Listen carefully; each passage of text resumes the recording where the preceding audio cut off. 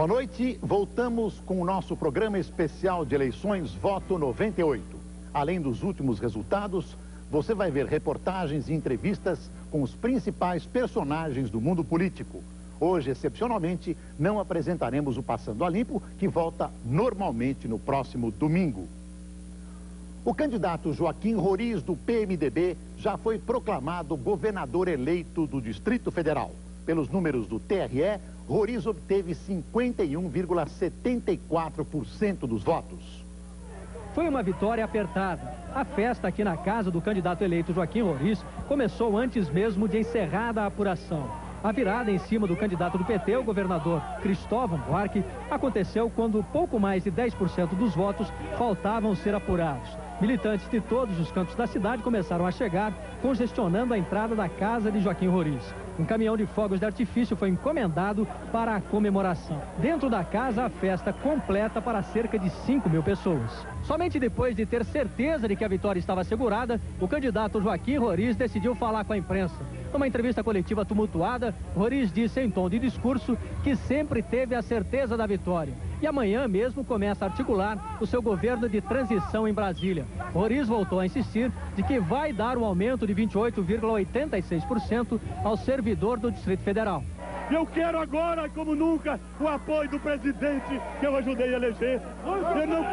Eu quero que ele também faça com a minha compra aquilo que eu tenho certeza que ele vai cumprir, que é aquilo que mais importante para Brasília, que é a valorização do servidor público. Encerrada a apuração no Rio, a vitória é de Garotinho. A repórter Regina Mamed está no TRE e tem mais informações. Regina. Exatamente às 9 da noite, o TRE deu por encerrada a apuração no estado do Rio. Exatamente 4 horas depois do fechamento das urnas. Isso fez com que o estado do Rio registrasse a apuração mais rápida da história do país. Antony Garotinho, do PDT, venceu com um índice de 15,96%. Isso significa quase 1.200.000 votos à frente do adversário César Maia, do PFL. A vitória de Garotinho foi esmagadora. Ele ganhou dos 91 municípios do estado. Garotinho venceu em 88. Boris. Obrigado, Regina. A apuração dos votos no país. A repórter Cristina Lemos está no Tribunal Superior Eleitoral e tem as últimas informações. Cristina. Boris, é impressionante como está adiantada a apuração da votação eletrônica aqui no Tribunal Superior Eleitoral. É muito provável que na madrugada de hoje, amanhã pela manhã, já se tenha um bom número de estados com os números fechados. O estado de São Paulo deve ser o terceiro estado a fechar as contas. Mais de 99% das urnas das sessões em São Paulo já foram apuradas. Vamos aos números do Pará. O governador Almir Gabriel tem 52,71% dos votos, Jader Barbalho tem 47,29% e até agora foram apuradas 35,72 sessões no estado do Pará. No Rio Grande do Sul, Olívio Dutra está na frente, o candidato do PT tem 51,35% dos votos, o candidato do PMDB, Antônio Brito, tem 48,65% dos votos. O Rio Grande do Sul é um dos mais adiantados na apuração, com 91,54% das sessões apuradas. Pará, Almir Gabriel tem 52,72%, Jader Barbalho do PMDB, 47,28%. E no Sergipe, Albano Franco, do PSDB, está na frente, com 54,94% dos votos. João Alves, do PFL, tem 44,06%. Nós voltamos a qualquer momento, direto aqui do TSE em Brasília, com novos números. Boris. Obrigado, Cristina. Você vê, telespectador, vai se amalgamando o resultado desta eleição com a consolidação dos números. Temos Covas, Itamar, Garotinho e os outros que você viu agora já praticamente consolidados, inclusive em Brasília, no Distrito Federal, com a vitória de Joaquim Roriz. Em São Paulo, Mário Covas deu a primeira entrevista coletiva no início da noite, quando pouco mais de 10% das urnas estavam apuradas. Covas falou ao sair de casa antes de se dirigir ao comitê de campanha para acompanhar o restante da apuração. Essa foi uma eleição muito sofrida, muito demorada, muito penosa. No primeiro turno praticamente ficamos empatados com a candidata Marta Suplicy. E no segundo turno, o desenrolar vocês assistiram. Na etapa final é que se pôde fazer um avanço Eu espero possa redundar em vitória. Vamos ver. O senhor acha que o fato do senhor ter atribuído a comparação de caráter foi essencial para a virada do senhor na reta final? Não há nada que o candidato possa fazer que seja essencial. O que é essencial é o que o eleitor pensa. Se eu quisesse fazer uma comparação de caráter e isso não interessasse o eleitor, não fazia nenhum efeito. Na realidade, o eleitor não se reage apenas por uma coisa, ele reage por uma porção de coisas. O senhor acha que essa frente de apoio agora para o segundo turno foi decisiva para esse momento que o senhor está vivenciando agora? Foi. Para o resultado eleitoral, foi. Foi. Não é frente. Eu não considero isso uma frente. Eu tive apoio de vários partidos e de várias lideranças, embora não de partidos. Por exemplo, o PSB me apoiou como partido. O PPS me apoiou como partido. O PRONA me apoiou como partido. O PMDB me apoiou como bancadas, tanto a bancada federal quanto a estadual. O PT me apoiou através de lideranças. Foram apoios diferentes, mas todos eles foram muito significativos para o resultado, decisivos para o resultado. PT e PSB vão ter participação no seu governo, governador? Olha, não sei se vão ter participação, nem pensei nesse assunto, mas que eles vão dar opinião e vão ter direito a discutir por políticas do governo, vão. Olha, eu tenho total liberdade de fazer a escolha que eu quiser. Todos esses partidos agiram comigo com a maior decência. Nenhum chegou para mim e disse eu quero isso, aquilo, aquele outro. Todos eles me deram toda a liberdade. Agora, eu sou político e eu entendo, sou capaz de ler o que foi que o povo escreveu na eleição. É óbvio, vocês acabaram de perguntar, o apoio desse pessoal ajudou? Ajudou e muito, não tem dúvida. E isso tem que levar em conta. Agora, como é que isso vai ser feito? Não sei. Governador, o senhor pretende adotar mudanças nas pastas mais criticadas, que foram a de segurança e educação? Que mudança o senhor pretende fazer nessas áreas? Primeiro que tudo, eu não pensei em mudança nenhuma. Segundo lugar, eu não tenho compromisso com ninguém que está lá. É um novo governo que vai estar lá e, portanto, você vai ter um novo secretariado inteiro. Diz o pessoal do Covas que ele deve fazer algumas modificações importantes do seu secretariado a partir de constatações que ele fez durante a campanha eleitoral. Vamos ver como está a apuração em São Paulo. A repórter Fernanda de Luca está no TRE e tem as informações. Boa noite, Fernanda. Boa noite, Boris. A rapidez na apuração dos votos em São Paulo foi surpreendente.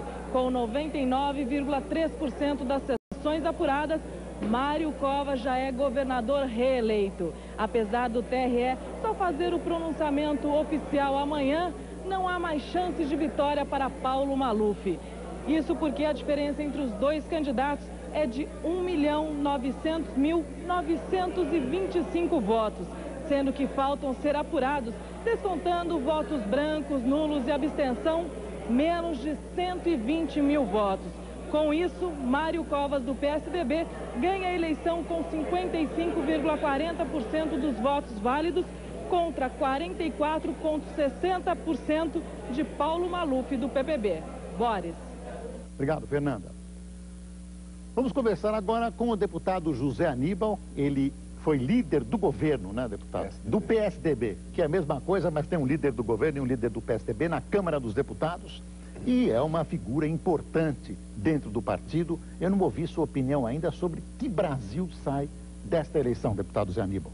Olha, Boris, sai um Brasil mais maduro, uma sociedade que quer resolver os problemas, mas quer encontrar caminhos que não signifiquem instabilidade, que não signifique tensionamento, não é? Mas uma coisa mais refletida. Eu fiquei muito bem impressionado com esse conjunto de resultados e o que eles significam em termos de renovação. Há um desejo de renovação, expresso em várias eleições aí de forma muito clara, em outras menos, mas enfim, presente, e um desejo de que o país ande para frente, não de lado. Se reconhece que há dificuldades, que é preciso fazer coisas, não é? O próprio presidente, já 10 dias antes do primeiro turno, disse que teria que fazer, ele não omitiu, que é necessário um acerto mais profundo das contas públicas. O Brasil realmente não aguenta mais ouvir que o governo não cabe no orçamento, ou seja, gasta mais do que arrecada, não dá mais. Deputado, o senhor não acha que, como resultado da presença forte no final da campanha eleitoral do presidente Fernando Henrique Cardoso, que tinha se afastado da campanha e até, dizem os seus adversários, tinha compromisso, como por exemplo em São Paulo, essa presença mais forte dele não vai dificultar a aprovação dos projetos relativos essa contenção fiscal do governo, o chamado pacote que vem aí? Eu não acredito, viu, Boris? Em uma semana, a poeira senta, a conversa retoma em Brasília. A dinâmica dessa maioria política que nós construímos em Brasília a cada votação, sobretudo no caso de emendas constitucionais, é uma dinâmica muito específica de lá. Não tem muito a ver com os governadores, não tem muito a ver com os partidos, com presidências de partidos. E o caso mais evidente é aqui de São Paulo. Não, tem o caso do Pará também. O Maluf, mas veja bem, o Maluf, quando passou a nos apoiar, depois de ter perdido a reeleição, porque ele era contra, não acrescentou nenhum voto. Eu tenho uma série estatística mostrando isso. O PPB é outra coisa, não é o Maluf. O PPB tem, em geral, votado com o governo em torno de 45, 50 parlamentares. E depois que o Maluf passou a apoiar, fazer aquela onda toda, continuou sendo 45, 50 deputados. Então, mesmo com esse resultado dele aqui, essas ameaças que ele já andou fazendo e tal, eu acho que isso não altera substancialmente, não. Nem o fato de ter havido uma renovação de 35%, 40%.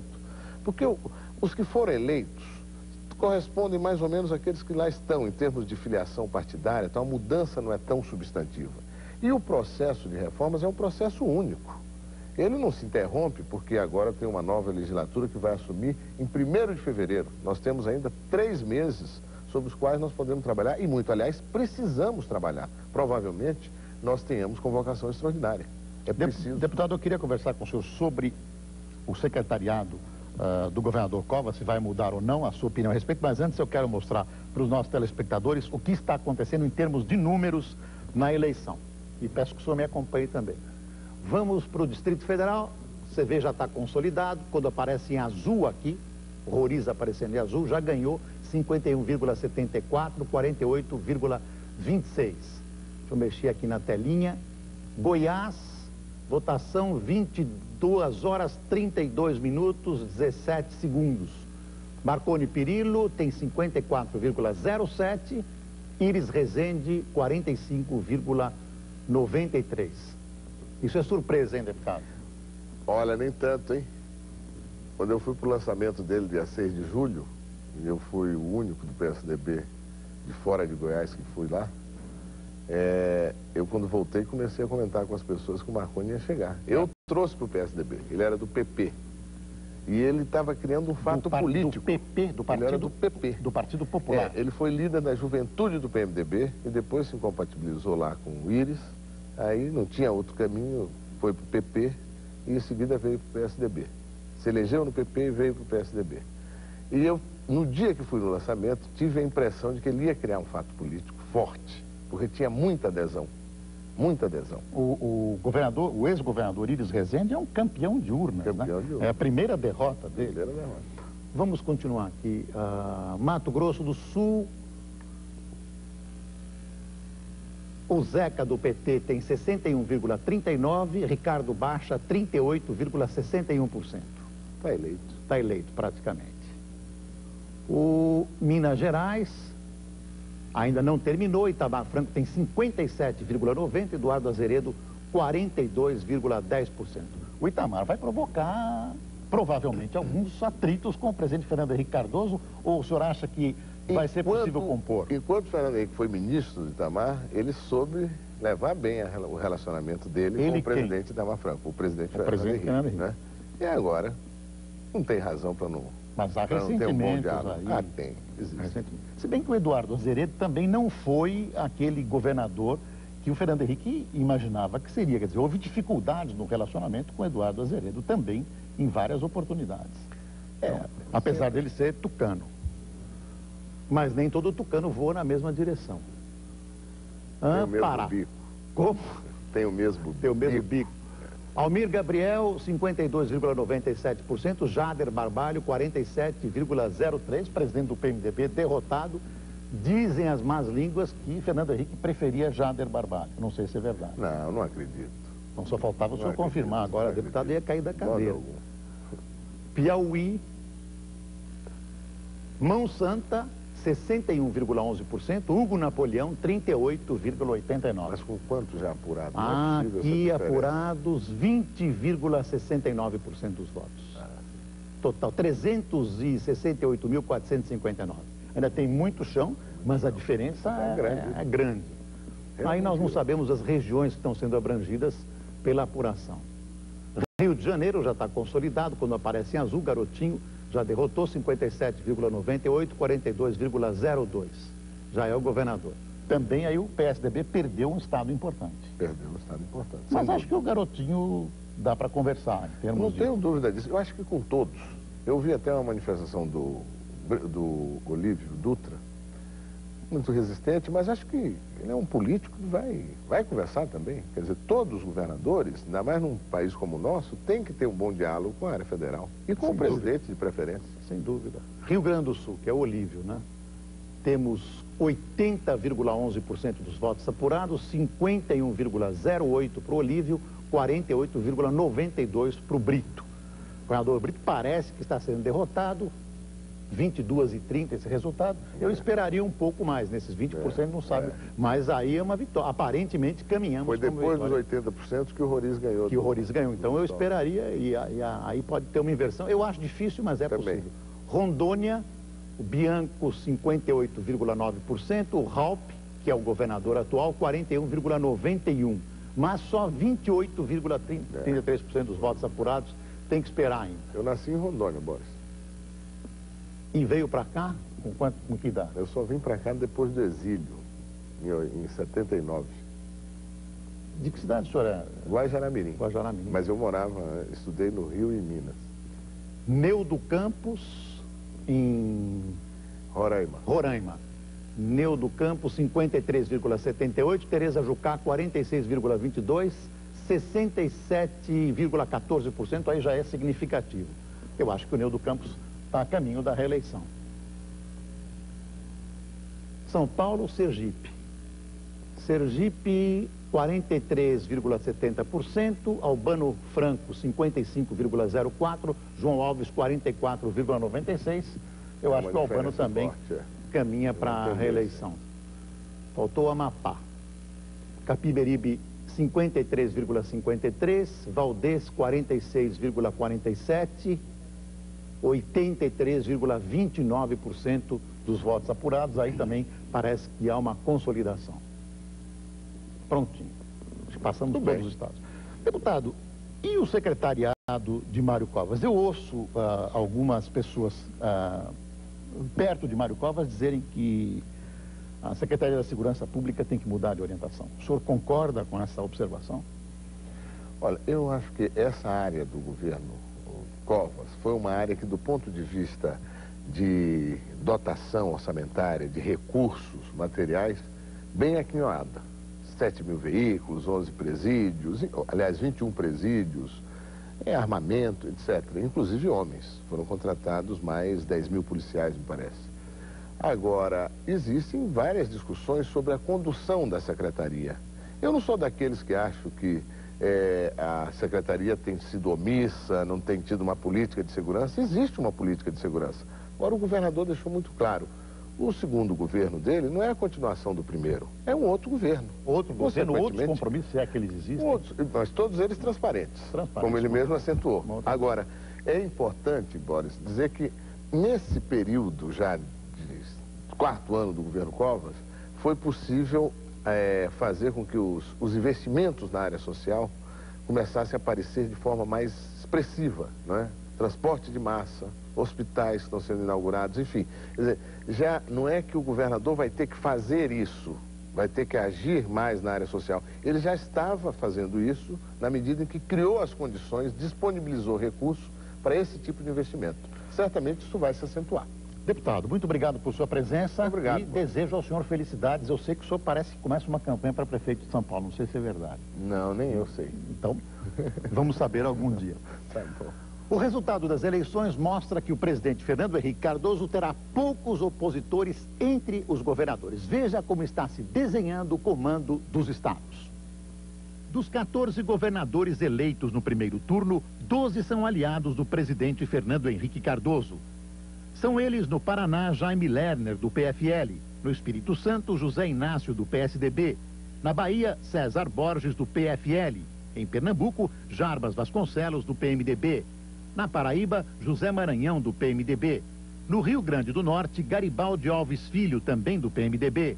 No Ceará, Tasso Gereissati, do PSDB. No Maranhão, Rosiana Sarney, do PFL.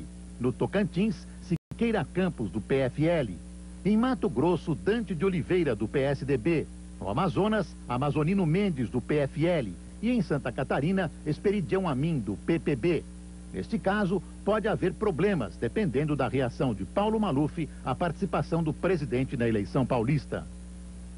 Na oposição ao Palácio do Planalto estão os seguintes governadores eleitos no primeiro turno.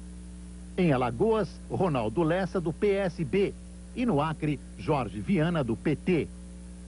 Dos prováveis eleitos no segundo turno, o presidente já pode contar em São Paulo com Mário Covas, do PSDB. Em Sergipe, independente do resultado, são dois aliados, Albano Franco, do PSDB, e João Alves Filho, do PFL. No Piauí, a situação se repete. Tanto o governador Mão Santa, do PMDB, quanto o senador Hugo Napoleão, do PFL, são aliados. No Distrito Federal, o vitorioso Joaquim Roriz, do PMDB, também é aliado. No Pará, a disputa é entre dois governistas, Almir Gabriel, do PSDB, que tenta a reeleição, e o presidente do PMDB, Jader Barbalho. Em Roraima, os dois candidatos também apoiam o presidente, o governador Neudo Campos, do PPB, e Tereza Jucá, do PSDB. Em Rondônia, o quadro é o mesmo. Tanto o senador José Bianco, do PFL, quanto o atual governador Valdir Raupp, do PMDB, estão com o Planalto. A oposição a Fernando Henrique Cardoso é certa no estado do Amapá, onde concorrem João Alberto Capiberibe, do PSB, e Valdez Góes, do PDT. A oposição lidera a apuração do segundo turno em Mato Grosso do Sul com José Orcírio, o Zeca, do PP. Já garantiu a vitória em Minas com Itamar Franco, do PMDB, e no Rio com Antony Garotinho, do PDT. No Rio Grande do Sul, o oposicionista Olívio Dutra, do PT, lidera a apuração. Deputado José Genuíno, boa noite. Eu queria perguntar para o senhor se o senhor acha que esse quadro que nós acabamos de apresentar representa a realidade, que o presidente Fernando Henrique Cardoso sai caminhando em nuvens em relação aos governadores eleitos.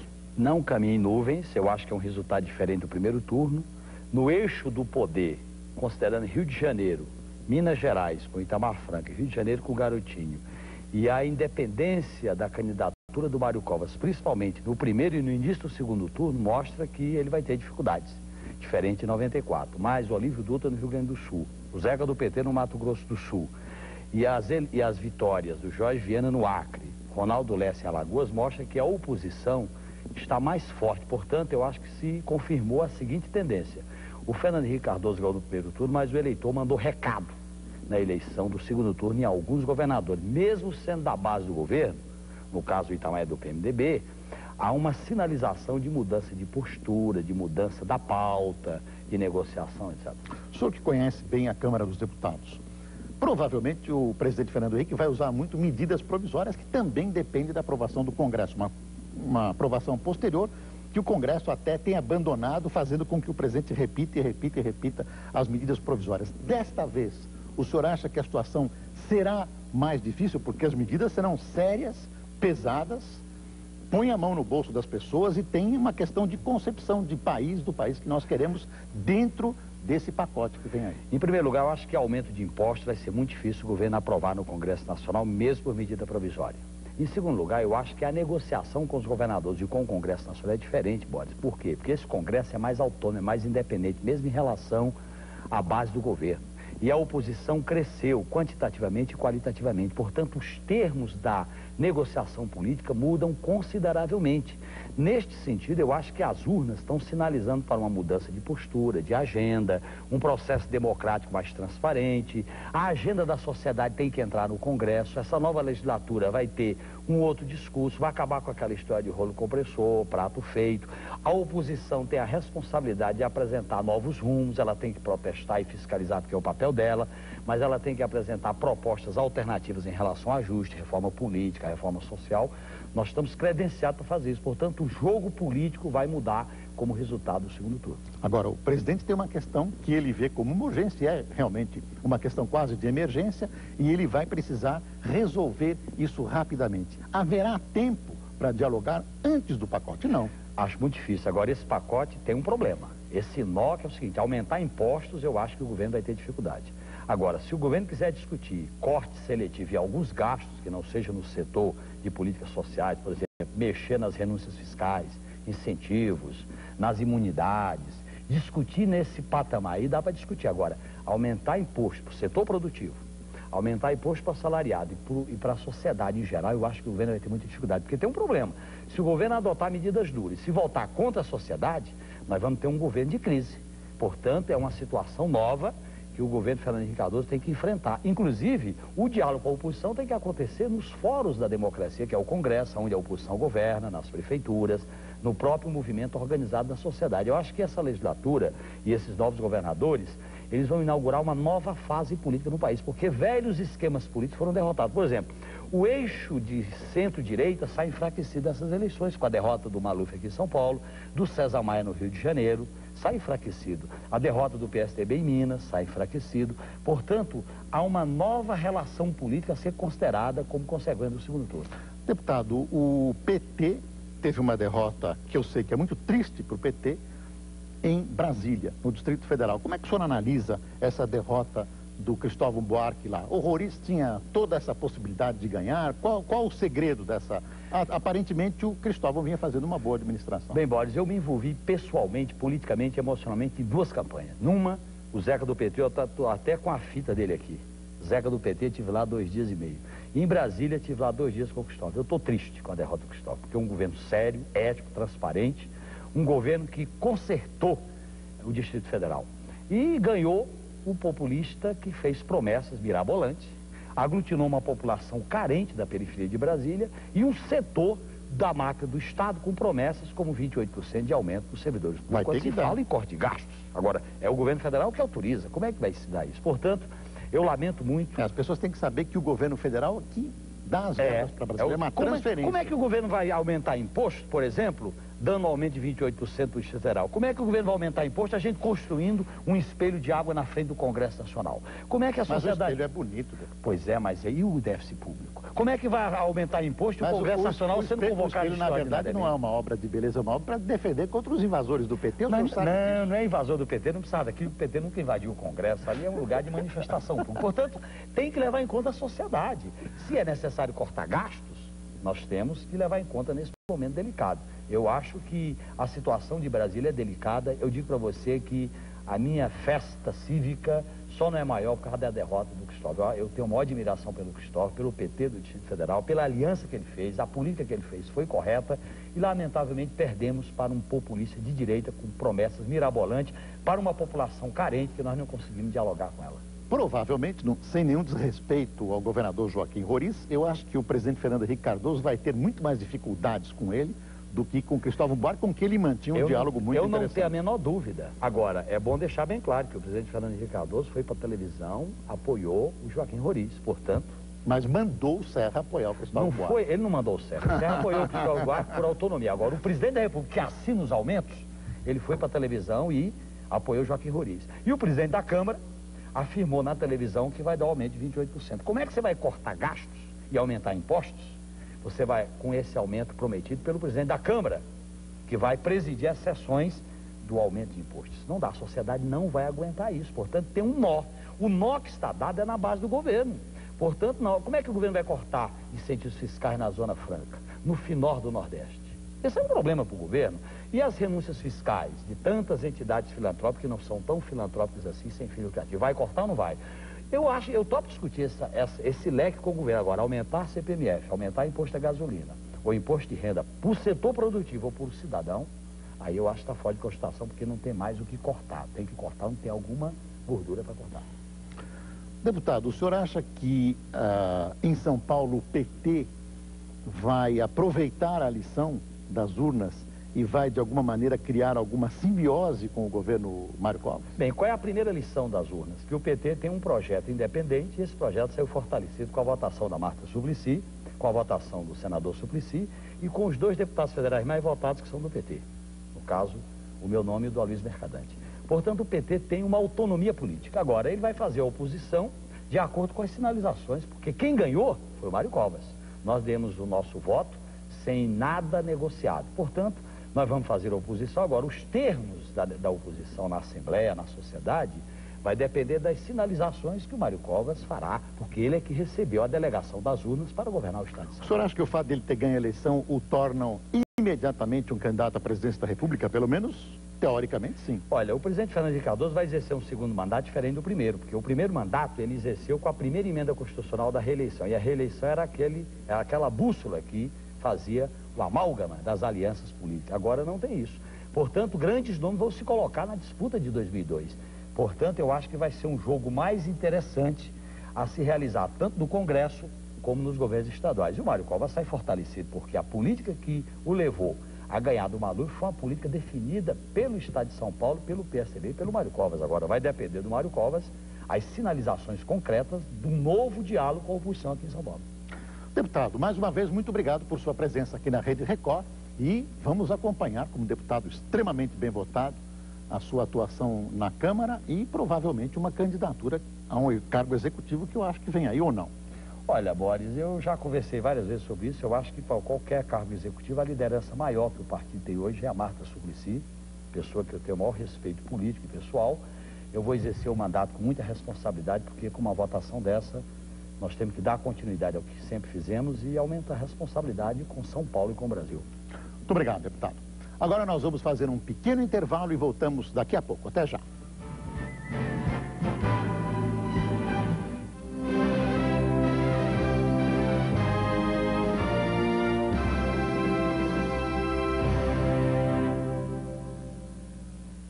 Nem o carteiro aguenta mais. Mas também meio mundo me manda correspondência.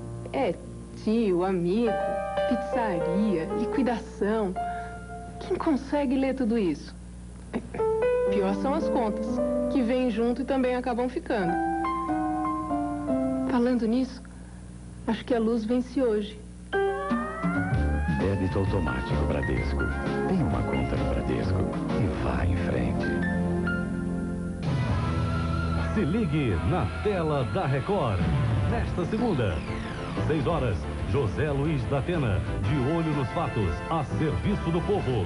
Cidade Alerta. 7h15, a informação precisa e imparcial no Jornal da Record com Boris Casoy. Em seguida, sua novela das 8. A angústia toma conta da vida de Gustavo. Estrela de Fogo. 8h45, o Selvagem do Horário Nobre. Leão Livre. Logo depois, episódio inédito de Chicago Hope. E no fim de noite, as últimas notícias com Adriana de Castro no Jornal 11h30. Nesta segunda, se ligue na tela da Record.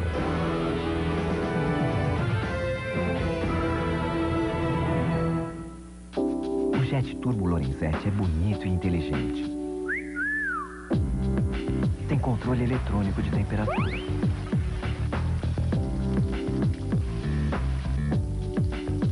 Tem jato multidirecional.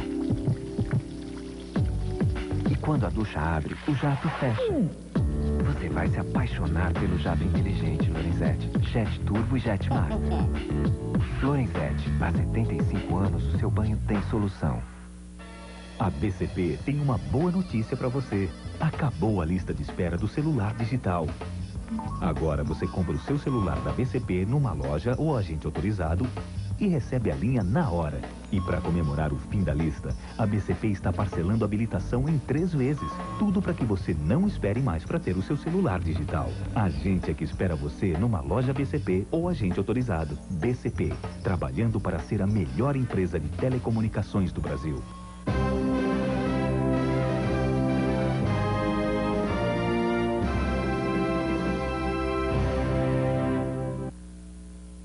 Voto 98 pela Rede Record.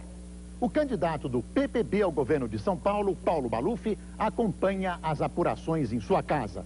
De lá, fala ao vivo o repórter Jorge Machado. Boa noite, Jorge. Boa noite, Boris. Sem festa, sem euforia, a militância do PPB abandonou a porta da casa do candidato da coligação Viva São Paulo, Paulo Maluf.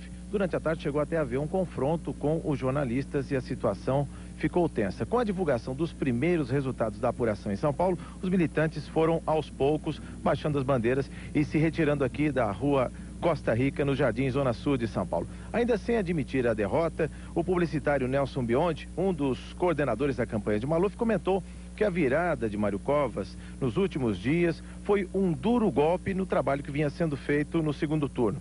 Todos os políticos e amigos já deixaram aqui a residência de Paulo Maluf e ele próprio saiu no portão para dar uma boa noite aos jornalistas. Para não dizer que não aconteceu nada nos últimos minutos, houve sim uma grande queima de fogos. Uma grande queima de fogos que todos pensavam, alguns jornalistas chegaram a pensar que eram queimas de fogos aqui dentro da casa do Paulo Maluf, mas não, soube-se depois que era uma queima de fogos numa casa vizinha. Parecia até provocação de vizinho, mas também não foi. Era uma festa de aniversário e houve uma grande queima de fogos por aqui. O candidato Paulo Maluf já foi dormir e só deve falar com jornalistas amanhã, depois da apuração. Boris. Obrigado, Jorge. Deve ter ido deitar. Dormir hoje vai ser um pouco difícil com uma derrota dessa. Até a semana passada, Paulo Maluf vinha praticamente liderando todas as pesquisas quando houve uma inversão de pouquíssimos dias. Eu vou, de novo, devido a algumas incorreções, ler o que está acontecendo em relação aos números. No Amapá, sessões apuradas, olha, quase todas, 98,38% das sessões apuradas. O Capiberibe está com 53,54% dos votos contra 46,46% do Valdez. Portanto, o Capiberibe está praticamente com a eleição ganha. Espera aí. Vamos lá. Distrito Federal. Nós estamos com um problema aqui no computador, vamos chamar o pessoal da informática, porque voltamos a resultados anteriores aos que nós tínhamos apresentado. O computador tem esses problemas mesmo, daqui a pouco nós fazemos um ajuste e vamos aos números. Está aparecendo aqui um horário anterior ao horário que eu já apresentei para você, amigo telespectador. No Rio, Antony Garotinho, do PDT, foi eleito com uma diferença de mais de 1.100.000 votos sobre César Maia. Nós estamos do lado do novo governador do Rio, candidato do PDT, Antony Garotinho, que derrotou o candidato do PFL, César Maia, por uma diferença de quase 1.200.000 votos. Mas só analisa o resultado dessa eleição no Rio. Olha, eu acho que foi a vitória de uma candidatura que pautou pela verdade, pela ética, contra uma outra candidatura que apelou, que baixou o nível e que a população rejeitou. Agora é arregaçar as mangas, trabalhar para fazer um grande governo no estado do Rio de Janeiro. O que a população do Rio pode esperar desse novo governo? Pode esperar que, acima de tudo, nós vamos realizar a fusão, finalmente, integrando o antigo estado do Rio de Janeiro com a Guanabara. Pode esperar um governo de paz, um governo onde os investimentos sociais serão prioritários e onde a segurança pública será totalmente reformulada. Como o senhor vai tentar conseguir recursos para o Rio de Janeiro? Nós vamos promover uma reforma fiscal estadual e vamos nos adequar à política de reforma fiscal federal. Primeira medida do novo governador, qual vai ser? Instalar o Conselho de Segurança Pública do Estado. De que forma esse conselho vai tentar diminuir a violência do Rio de Janeiro? Integrando todas as ações. Você sabe que hoje tem Polícia Civil, Polícia Militar, Polícia Federal, combatendo drogas, o Exército com arma pesada, você tem Polícia Técnica, um conselho só, com todo mundo sentado na mesa, porque não dá para dividir o bandido. A cabeça dele é federal, o braço dele é estadual e a perna dele é municipal. O bandido é bandido e vai ter um combate integral por parte do governo. O PDT teve o apoio de vários partidos, no segundo turno até de deputados do PSDB. Como é que vai ser para compor o secretariado agora? Vai ser complicado ou não? Não, de forma alguma. O nosso secretariado será composto baseado em 3 princípios. Primeiro, capacidade técnica. Segundo, capacidade administrativa, porque às vezes a pessoa é um bom técnico, mas não tem capacidade administrativa. E, acima de tudo, probidade. Tem que haver honestidade. Gente com ficha suja não entra no nosso governo. O futuro da oposição no país, o senhor acha que passa necessariamente pela criação de um único partido de esquerda? Essa é a visão que eu defendo, não é a visão da totalidade das forças que me apoiaram. Mas eu entendo que o país precisa de uma nova opção e que essa nova opção só vai surgir de um novo partido político, um partido de centro-esquerda, um partido democrático capaz de atrair setores da classe média bastante insatisfeitos com a política econômica do governo federal. Esse governo do Estado agora pode servir de trampolim para ambições maiores como a presidência da República? Olha, não tem trampolim nenhum. Eu vou fazer um grande governo. Depois é depois. É candidato a presidente da República, já está com postura até de candidato. É evidente, governador do Rio, governador de São Paulo, passa pela cabeça da pessoa. Até um garotinho que vem numa ascendência fantástica, evidentemente passa pela cabeça dele ser candidato à presidência da República. Tenho aqui ao meu lado uma figura que ainda é desconhecida dos telespectadores, não é ainda tão popular, mas é o deputado estadual de São Paulo, do PMDB de São Paulo, é o deputado estadual mais votado em São Paulo, Faria Júnior. Boa noite, deputado. Essa é a sua primeira experiência legislativa, o senhor não foi nem vereador em lugar nenhum. Não, nunca fui, Boris. Boa noite em primeiro lugar, queria agradecer a oportunidade de estar participando do teu programa. Realmente eu nunca fui candidato nem a síndico de prédio. A sua base é a Igreja Universal do Reino de Deus. Isso, e não só a Igreja Universal, como outras igrejas evangélicas, né? Grandes, tão como a Igreja Universal, a Assembleia de Deus, Batistas e outras, né? Como é que o senhor vê a vitória de Mário Covas? Olha, nós vemos com bons olhos, porque a nossa base trabalhou para que o governador chegasse onde chegou, né? Então, de modo que a gente vê com bons olhos, à medida que nos colocamos sempre à disposição dele, nesse segundo turno, e esperamos que o governo também nos dê respaldo para o crescimento do povo evangélico no Estado, né? Deputado, o senhor tem algum plano de trabalho, fora a questão religiosa, fora a questão evangélica, algum plano específico, algum projeto de trabalho dentro do PMDB e na Assembleia Legislativa de São Paulo? Sim, Boris. Na verdade, eu sempre atuei dentro da igreja e fora também na área social. E eu pretendo continuar trabalhando muito forte na área social, né? E quando fala de área social, não dá para deixar de fora, principalmente as escolas de hoje, né? As drogas invadindo as escolas da periferia, né? Então, vamos trabalhar forte em cima disso. Para isso, eu estou pensando num projeto de colocar não aquele policiamento que existia antes nas escolas, aquelas rondas escolares, não, mas sim cabines dentro da escola, onde haverá turnos, né? 24 horas de policiais, principalmente também policiais femininas, que tenham um controle melhor com a criançada, tenham uma proximidade melhor, né? Dessa forma, a gente tenta minimizar aí o problema das drogas na escola. Deputado, como é que o senhor vê essa questão colocada, e o governador Mário Covas diz que não vai fazer, do ensino religioso nas escolas estaduais? Olha, Boris, a colocação ela é um tanto quanto complicado, né, para ele como governador, né? Porque, veja só, na medida que ele defende Ele é contra, né? Então, mas se ele fosse defender, né, uma aula de ensino religioso, ele teria que ter, dentro da escola, várias aulas de ensino religioso. Então, eu acredito que isso também ia onerar muito o Estado, né? Um padre para o catolicismo, um pastor para o evangélico, um espírita, um budismo, quer dizer, ele teria que ter democracia em tudo, né? Então, eu acho que fica complicado para ele, como governador, né, pensar nisso a nível de onerar o Estado, né? Deputado, como é que surge uma candidatura como a sua? O senhor nunca tinha feito política, o senhor não é pastor? Não. O senhor é um membro de uma igreja. Como é que, de repente, surge uma candidatura dessa? De quem foi a ideia? Sua mesmo? Não, veja só, a ideia, acredito que foi da base mesmo, né? Porque como nós sempre trabalhamos na área social, então o que acontece? As pessoas nos viam com bons olhos e falavam, poxa, a gente tem tanta dificuldade para conseguir alguma coisa, né? Vai falar com um deputado, não consegue, vai falar com o outro, não consegue, o outro fecha a porta porque a gente é crente, né? Então você vai sair candidato para ser o nosso candidato. E eu aceitei o desafio. Como é que o senhor vê o governo do presidente Fernando Henrique Cardoso e a reeleição dele? Olha, eu acredito, Boris, que foi realmente aqui como no estado de São Paulo também, né? Assim como tivemos o antimalufismo aqui no estado, eu acredito que teve também o antilulismo na área presidencial, né? Não tínhamos opção, né? Eu acredito que o presidente Fernando Henrique ganhou, agora ele vai ter sérios problemas realmente na Câmara Federal.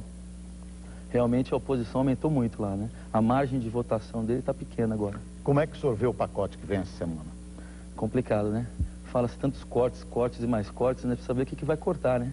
A gente podia, pelo menos a população num todo, saber com antecedência, decidir alguma coisa, não só o sistema legislativo, mas também, de repente, através de um plebiscito, a gente poder participar, a população poder participar. A gente só fica ouvindo, né? Na terça, quarta-feira sai.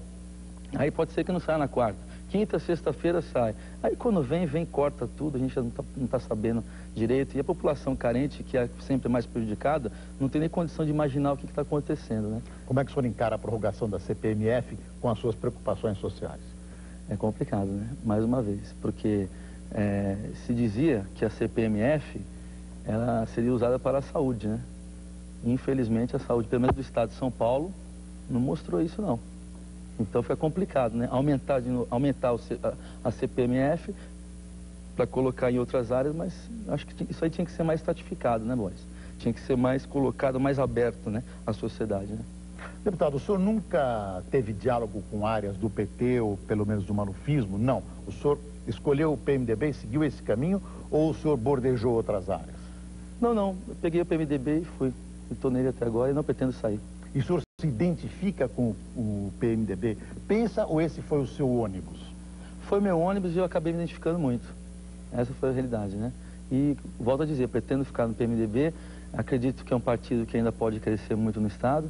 Apesar de as pessoas falarem que o PMDB está na UTI, mas eu acredito que eu posso ser um bom médico para ajudar o PMDB a sair dessa UTI. Em relação ao ex-governador Quércia, que tinha até há pouco tempo um domínio sobre a máquina do PMDB em São Paulo?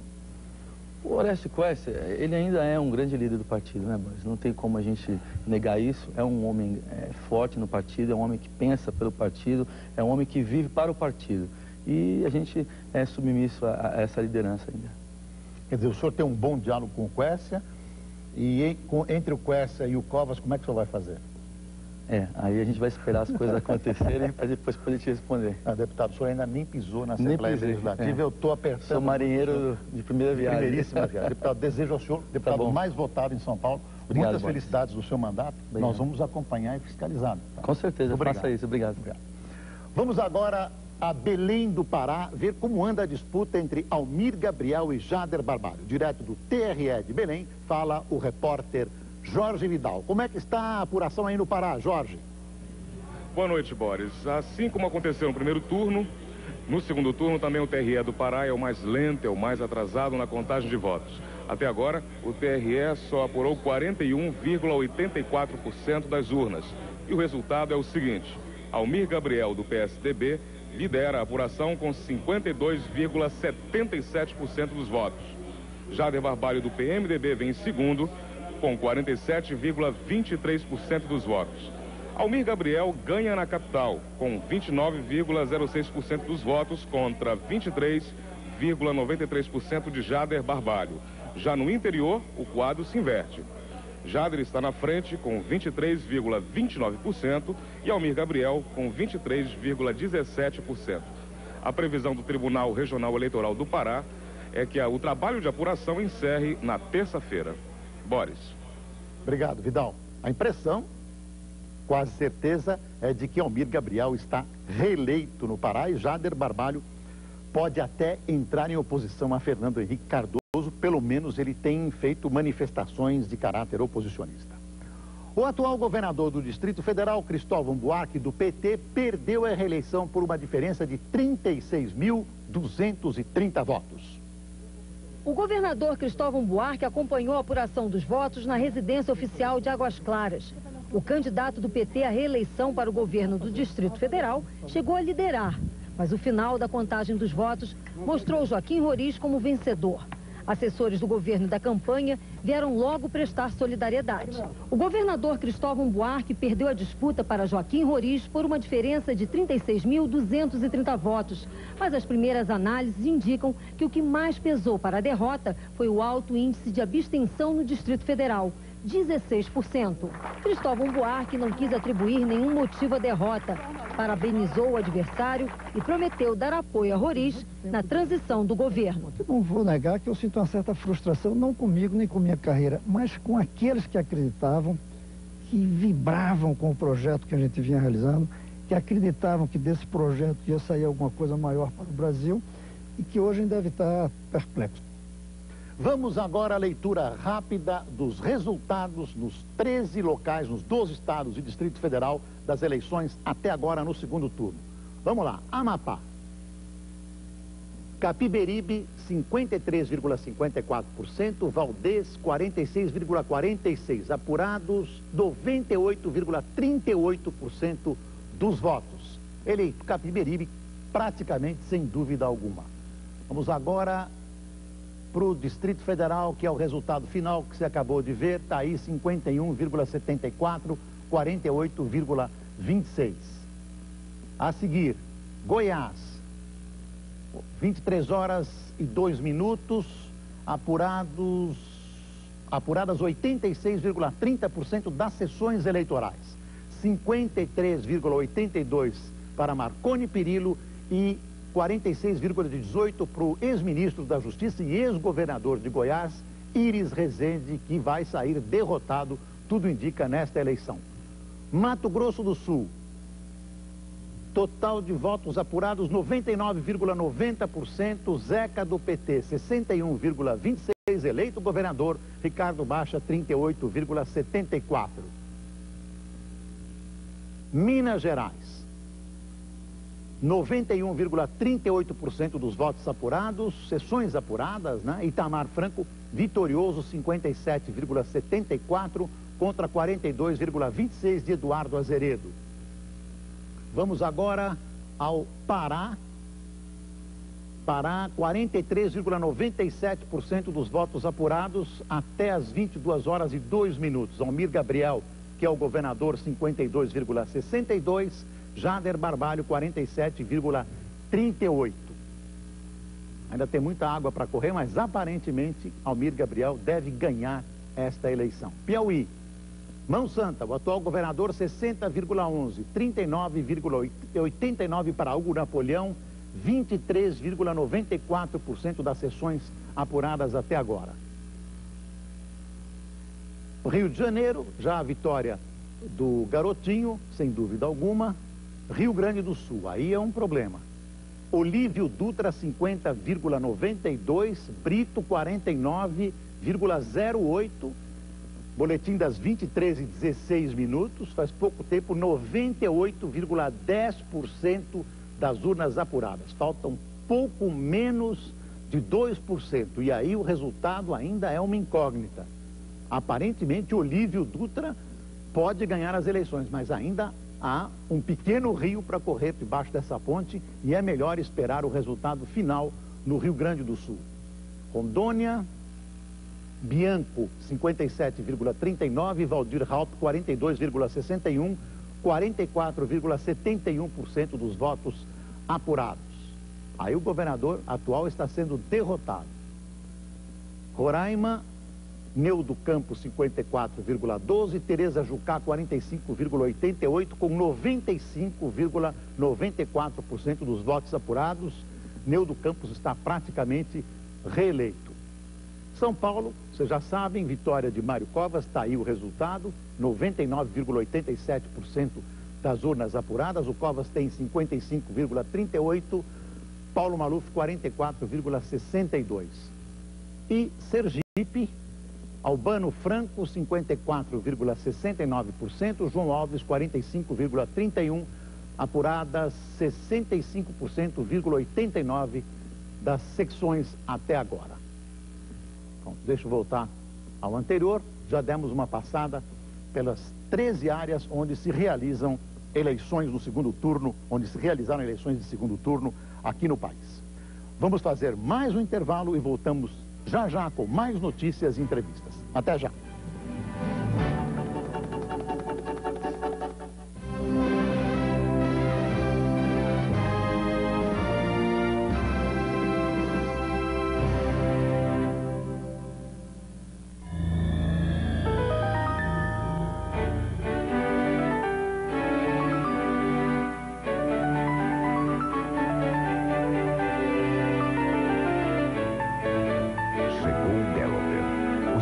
Utility puro sangue. Vai surpreender você em tudo. E a maior surpresa, custa menos, muito menos do que você imagina. Galloper, distribuído pela Ásia Motors do Brasil. Record, 45 anos. Fala Brasil, especial eleições. Durante toda a manhã, você vai conferir ao vivo os resultados da apuração em todos os estados, a expectativa dos candidatos, tudo sobre o segundo turno, com a credibilidade da equipe de jornalismo da Record. Fala Brasil, especial eleições. Amanhã, a partir das 7h30 da manhã.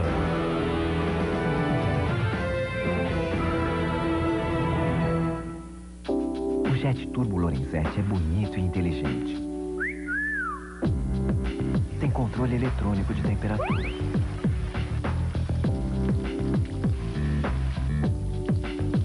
Tem jato multidirecional. E quando a ducha abre, o jato fecha.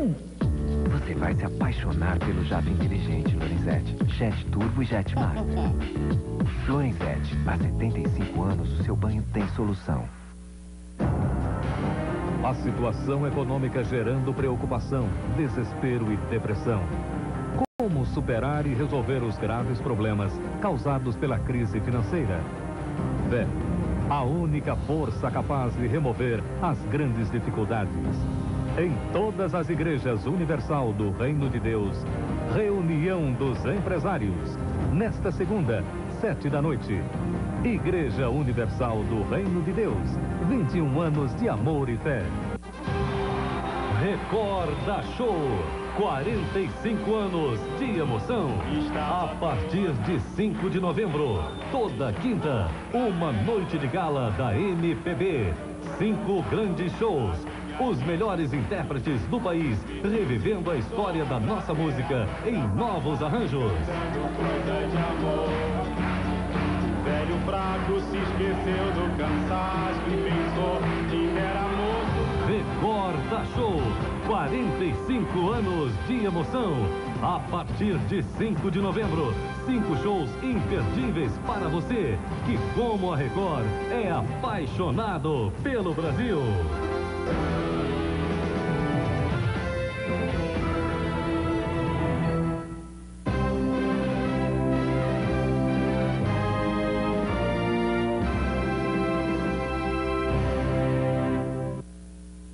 É a festa democrática do segundo turno pela Rede Record no voto 98.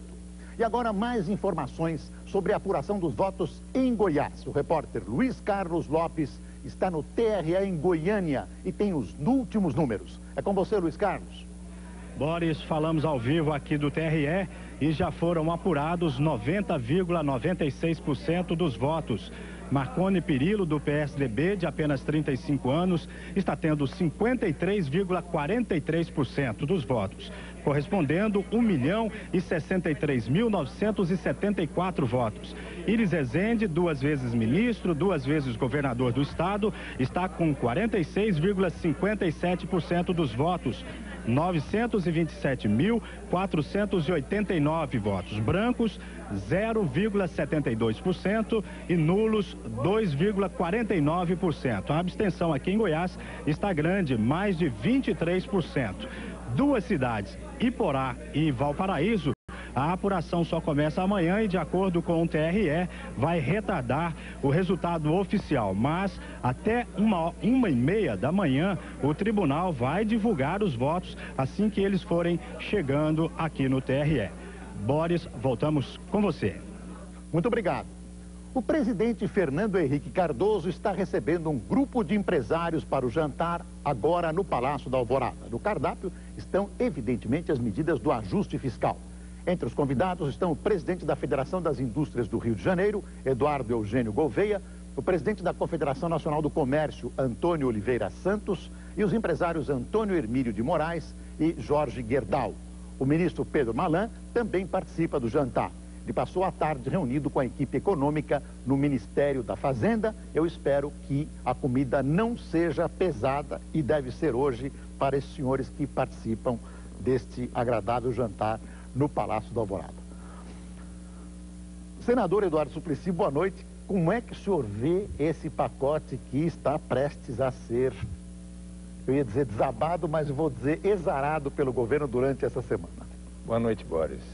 Com grande preocupação e já desde 1º de setembro, apresentei um requerimento de convocação do ministro Pedro Malan e do presidente do Banco Central, Gustavo Franco, para virem ao Senado Federal, à Comissão de Assuntos Econômicos, explicar a natureza das medidas e, sobretudo, quais serão aquelas medidas para, sobretudo, evitar que haja maior desemprego, medidas para caminhar na direção de maior emprego da economia e erradicação da pobreza, porque essa é a nossa principal preocupação.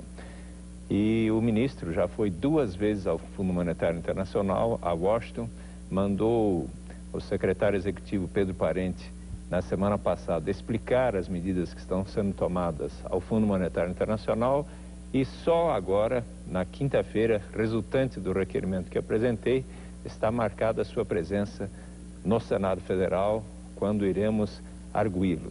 A nossa principal preocupação é quais serão as pessoas que vão pagar por estas medidas, quais são aquelas que realmente serão tomadas. Deixa eu fazer uma pergunta antes. Eu queria chegar a quem vai pagar as medidas. Senador, o senhor acha que esse tipo de pacote, nesse instante, na situação que o país está, é imprescindível ou haveria, na sua opinião, outras alternativas? Bem, o governo está diante de uma dificuldade imensa para sair da própria armadilha que criou, né?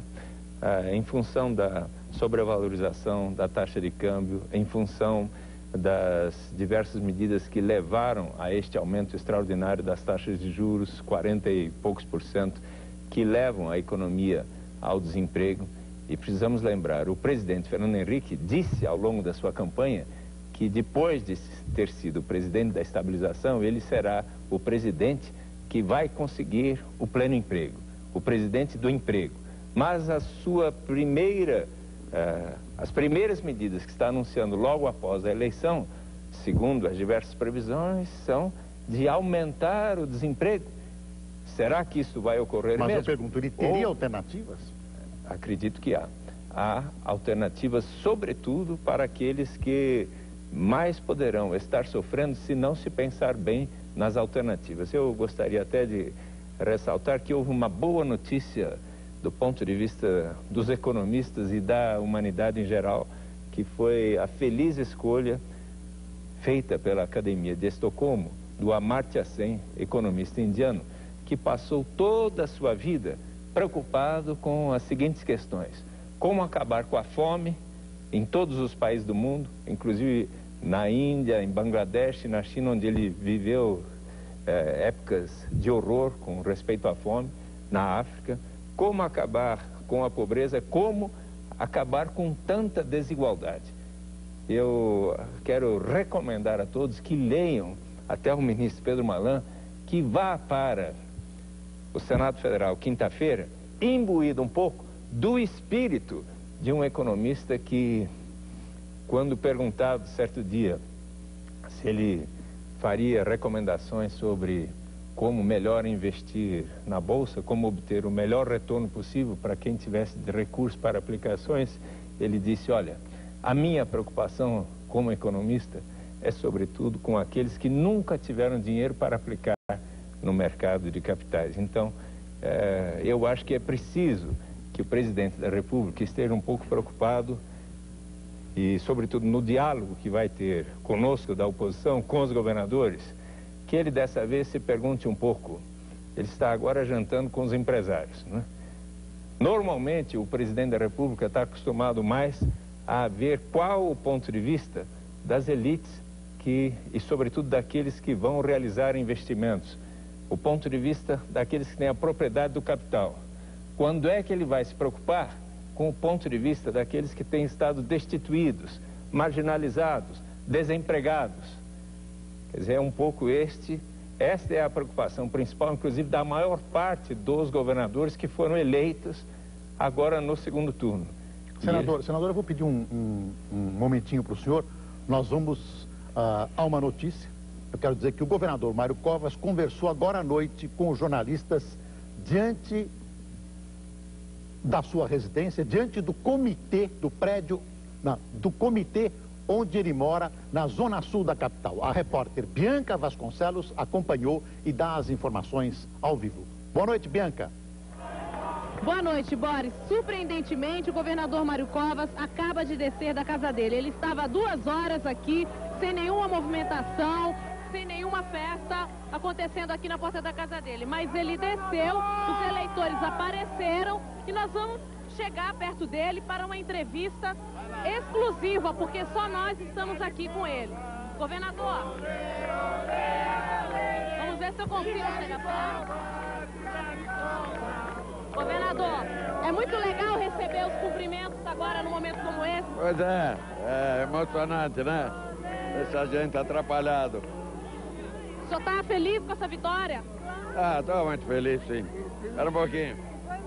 Quer segurar aqui um minuto para mim? Boris, você quer fazer alguma pergunta para o governador? Eu quero saber se o governador, quando ele reassume, e perguntar a ele se ele vai mexer no secretariado dele.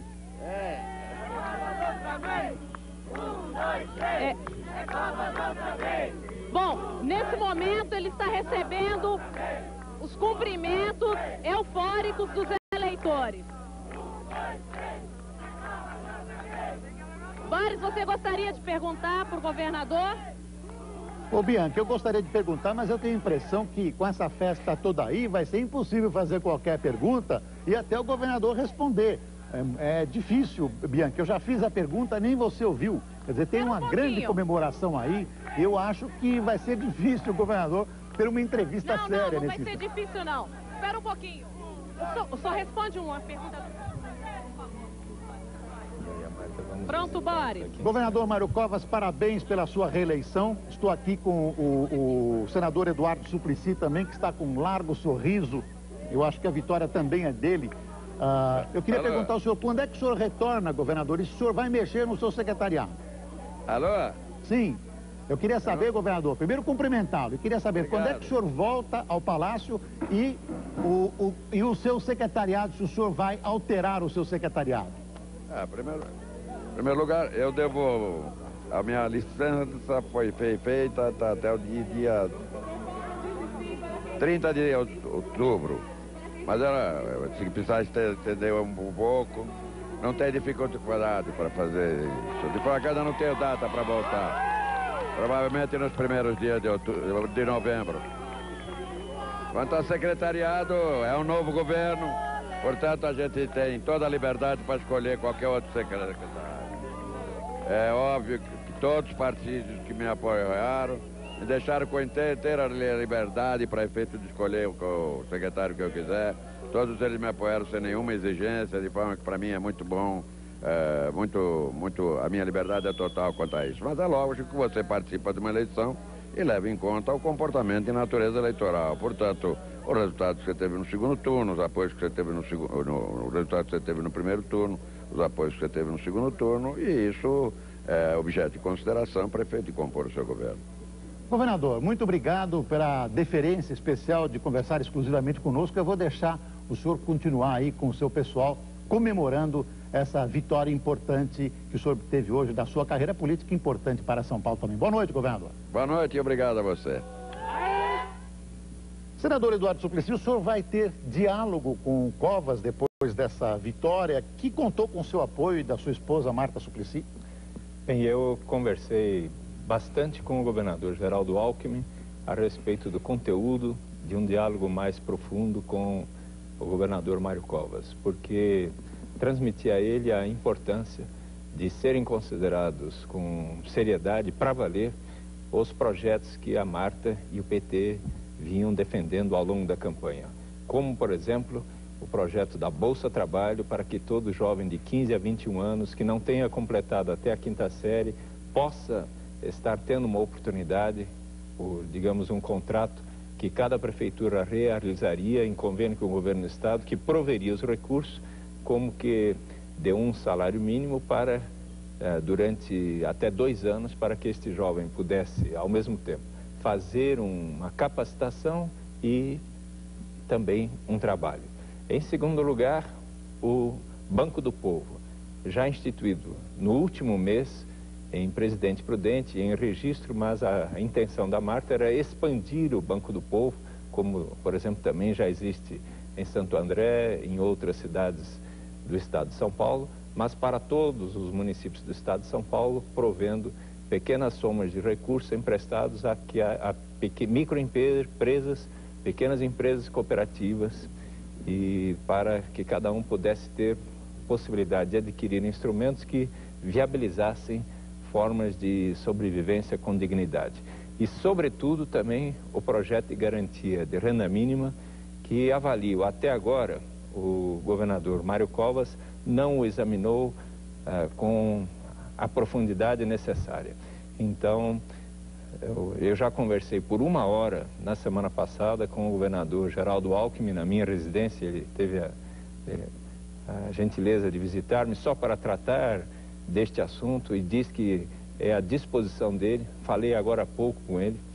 Eu estarei visitando o governador eleito Mário Covas com a Marta, possivelmente ainda hoje à noite, se for possível. Já combinei com o governador Geraldo Alckmin hoje para um breve cumprimento apenas por causa da sua eleição, que acredito que foi muito importante do ponto de vista de se procurar reverter em São Paulo procedimentos que, no nosso entender, eram totalmente inadequados. E avaliamos que o governador Mário Covas representava, ainda que com ele tivéssemos divergências, uma história de luta pela democratização, e isso é muito importante, e uma história de seriedade no trato da coisa pública, e com o qual nós teremos maior possibilidade de estar dialogando e influenciando.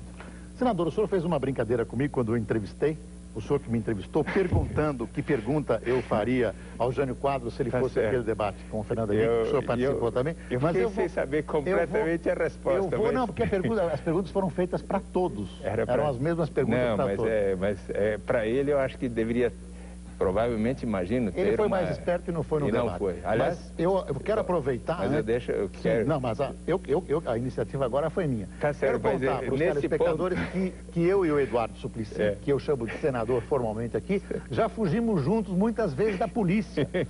Vocês podem não acreditar, mas corremos da polícia juntos, porque nós jogávamos bola no Jardim do Trianon, em São Paulo, na parte aberta, no Parque Siqueira Campos, nos idos de 1950. É verdade. Jogávamos bola juntos, e aquele tempo que a escola era risonha e franca, a polícia se dedicava à terrível faina de perseguir crianças por falta do que fazer, que jogavam bola e pisavam na grama no jardim. A única diferença que já havia entre nós é que o dono da bola era o Eduardo Suplicy. Enquanto ele não chegava, não tinha jogo. E mas ele agora, como senador, de democratizar a bola com todos. Ele dividia a bola, mas ninguém jogava.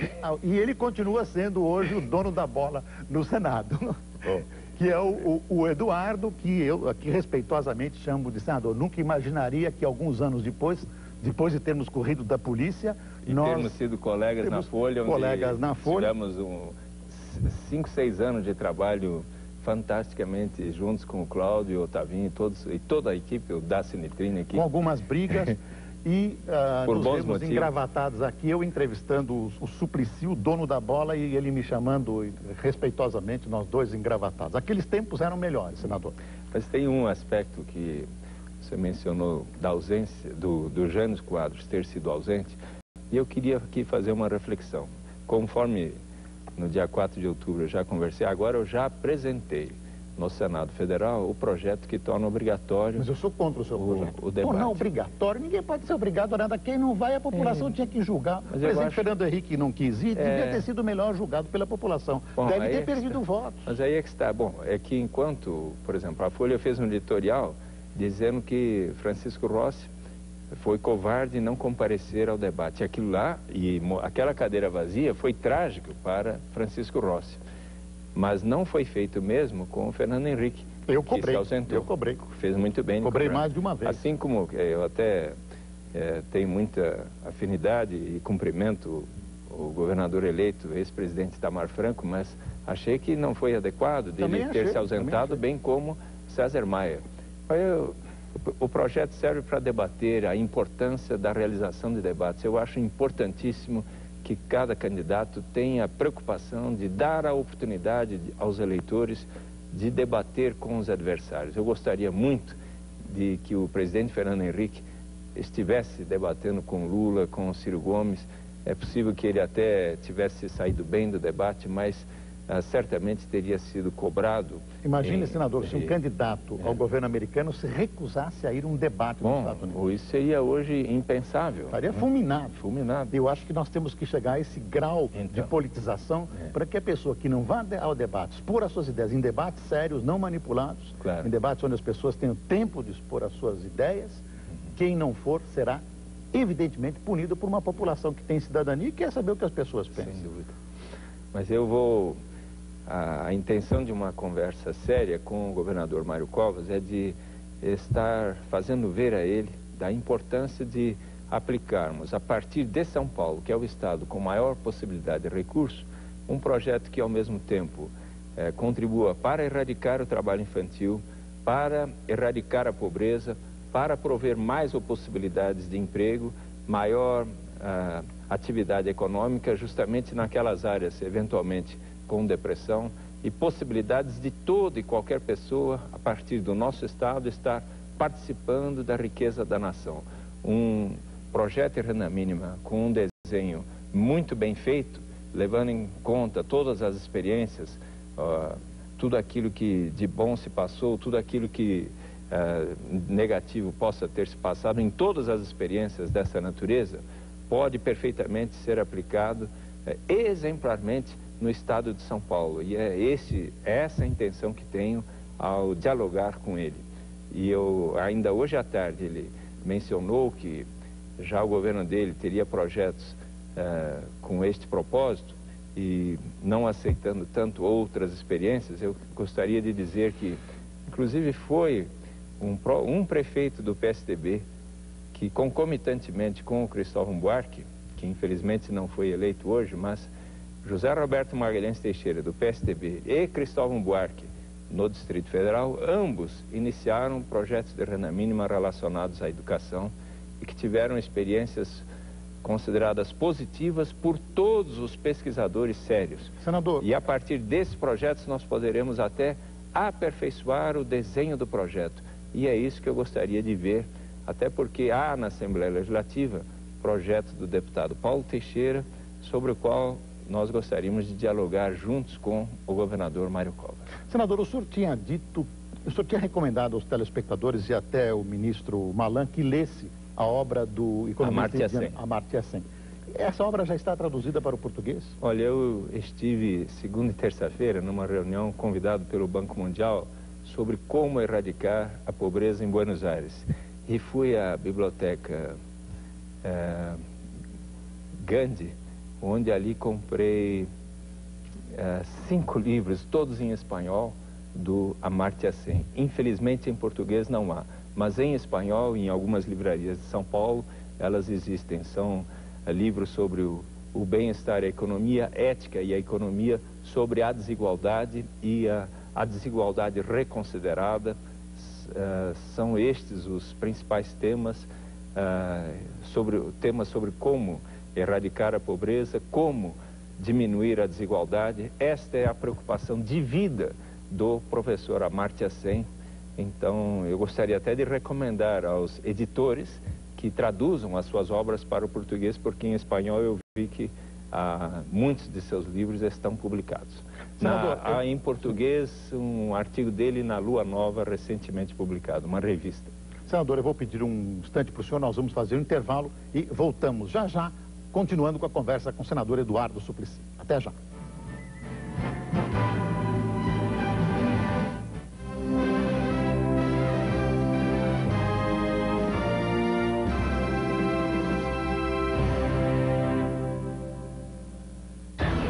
Record, 45 anos. Estrela de Fogo. A angústia toma conta da vida de Gustavo. Fui eu que te perdi, Stella. E agora é tarde demais para consertar isso.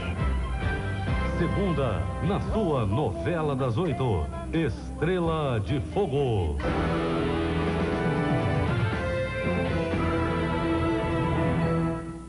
Sorria. Hoje é o dia de uma pessoa muito importante para que você sorria com confiança. Hoje é o dia do cirurgião dentista. Dentes sadios, vida sadia. Visite sempre o seu dentista. Esta é a homenagem que o Conselho Regional de Odontologia de São Paulo está fazendo a todos os artistas que valorizam o seu sorriso. 25 de outubro, Dia do Sorriso, Dia do Cirurgião Dentista. André, tô com um desejo estranho. Tomar sorvete. Não é estranho. De genipapo. É meio estranho. Tomar sorvete de genipapo numa agência, 30 horas, girando um talão de cheque. Acho que Não é isso? O genipapo? Não, talão de cheque. Acho que é desejo de depósito. Depósito? Não. Um saque. Aqui. Não. Os pratinhos aqui pra mim. Unibanco, o banco único. O homem superou em 2 vezes a velocidade do som. Hoje é possível ir 200 mil vezes mais longe. Parecia impossível sair da realidade e aí descobrir uma realidade virtual. Parecia impossível falar assim até você descobrir um Ericsson.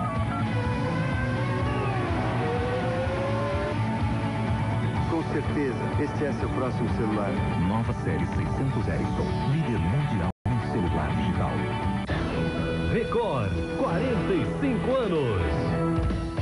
Nesta terça, o programa Ana Maria Braga está imperdível, com super atrações para você.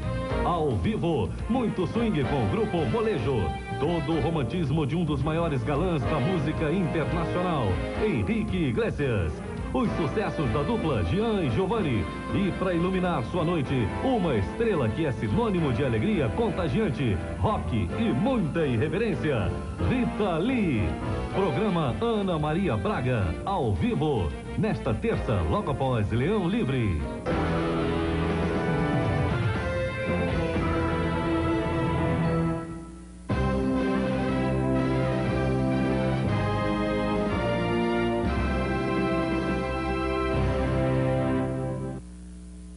Rede Record, o voto 98. No Rio Grande do Sul, os 2 candidatos decidiram só dar entrevista depois do final da apuração. Os comitês vivem momentos de muita tensão com a disputa apertada no estado.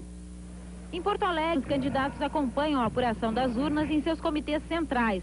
Antônio Brito, da coligação Rio Grande Vencedor, acompanha voto a voto a apuração do interior do estado, onde tradicionalmente leva vantagem sobre o candidato da oposição. Em seu comitê, a movimentação de lideranças é grande, principalmente no 4º andar do prédio, onde fica seu gabinete. Já no comitê de Olívio Dutra, da Frente Popular, os militantes comemoram a vantagem que o candidato está apresentando, principalmente em Porto Alegre e na região metropolitana.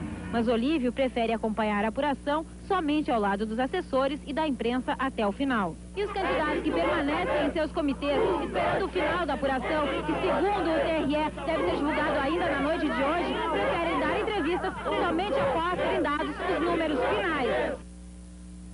E vamos voltar ao TSE com os números atualizados da apuração dos votos do país. Cristina Lemos.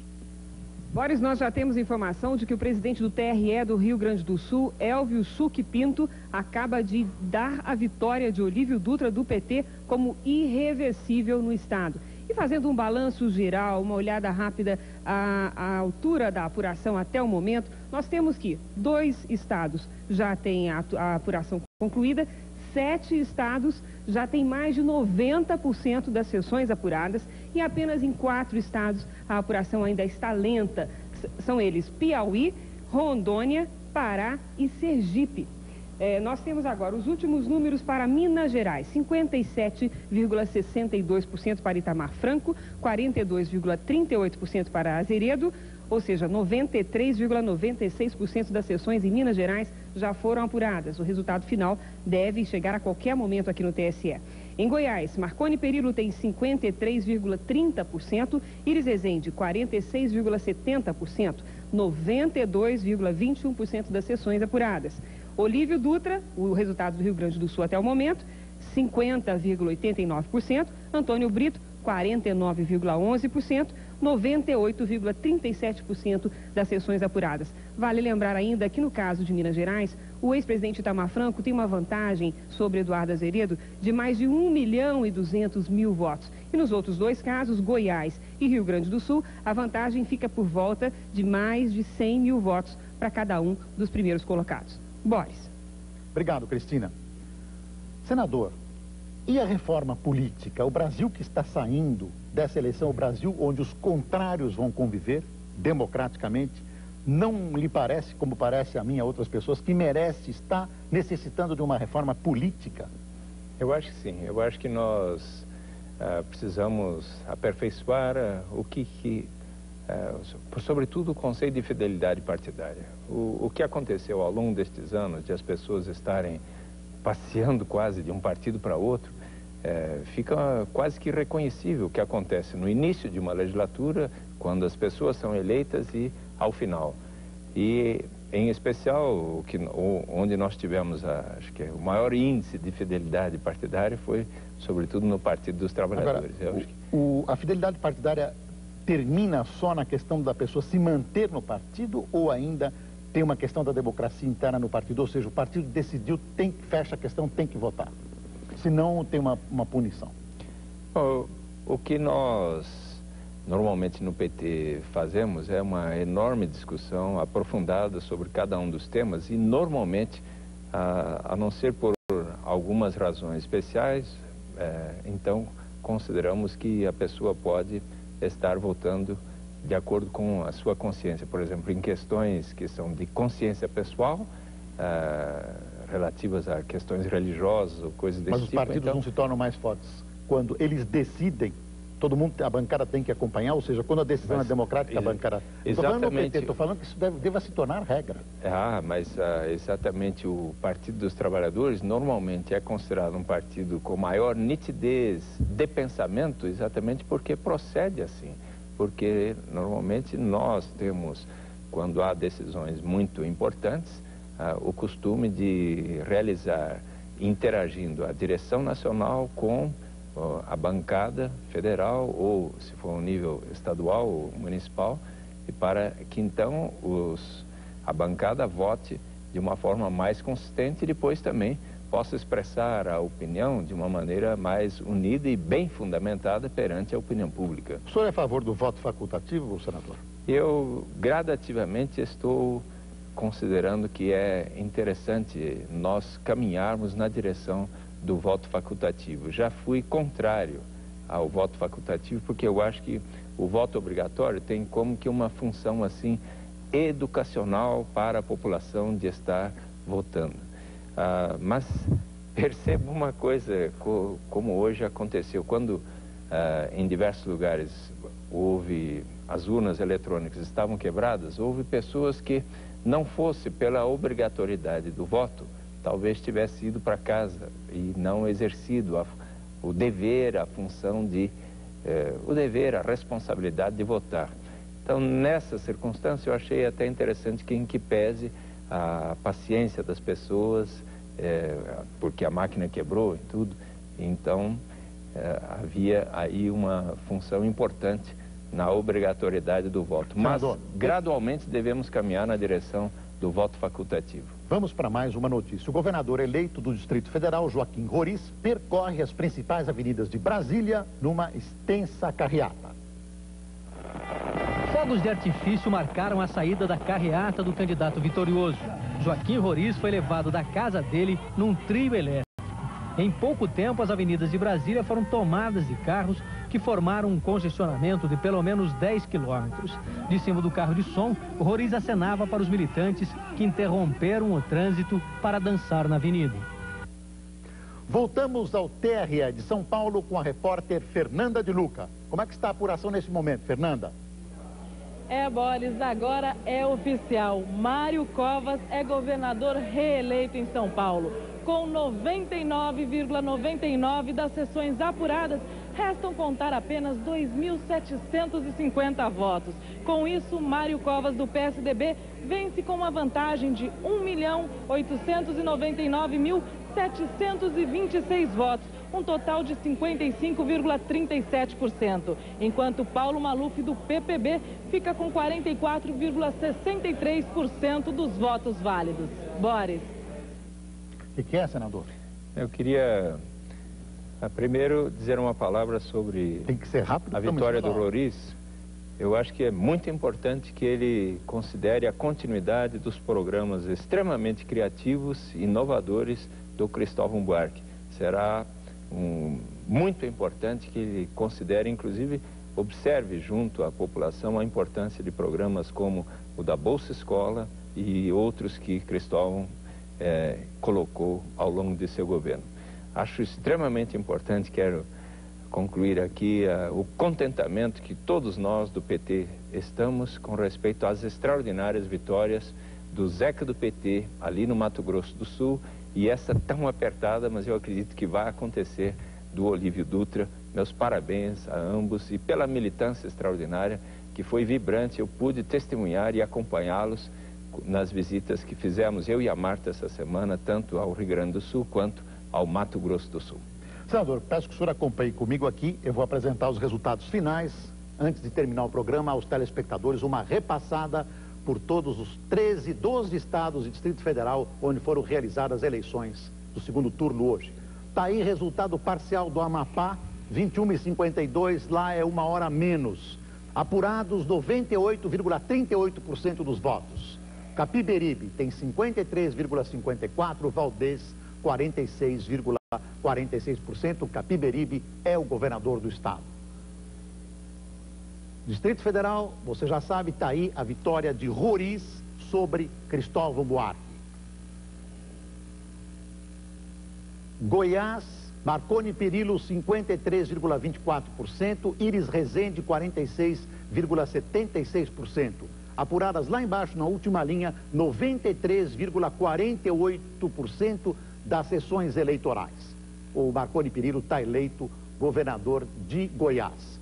Mato Grosso do Sul, está aí, resultado final, Zeca do PT eleito com 61,27% contra 38,73% de Ricardo Baixa.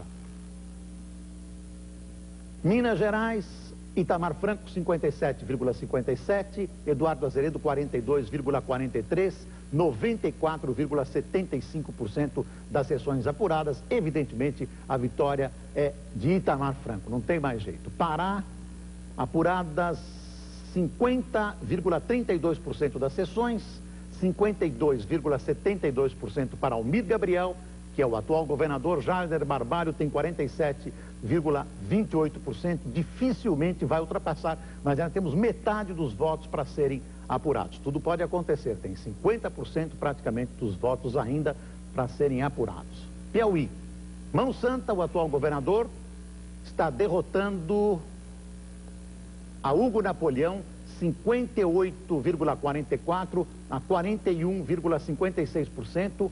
Foram apuradas 28,92% das sessões. Falta muito ainda para apurar no Piauí.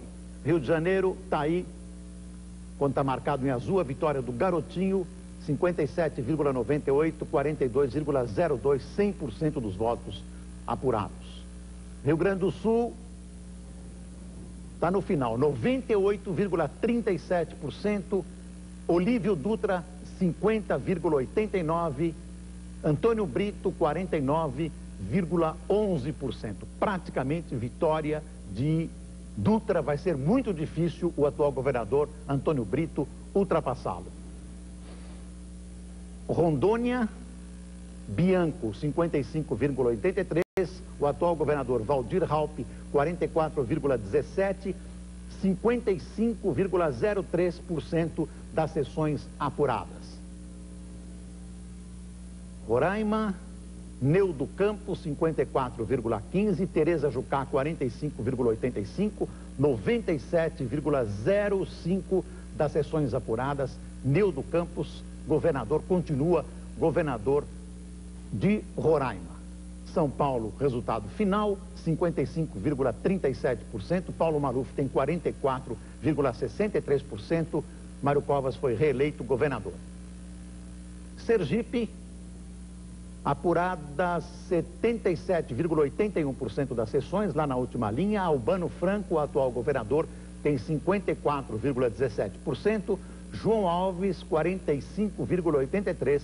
Aparentemente, Albano Franco leva a eleição. Dificilmente vai perder. Senador Eduardo Suplicy, muito obrigado por sua presença mais uma vez. Queremos tê-lo sempre. Parabéns pelo seu programa. Muito obrigado, Eduardo. Nós vamos encerrando este programa especial de hoje, mas amanhã, ao longo da programação da Rede Record, você terá todas as informações sobre eleições. Muito obrigado, até amanhã no Jornal da Record e muito obrigado mais uma vez por ter ficado conosco com a Rede Record nesta festa democrática do voto 98. Boa noite a todos.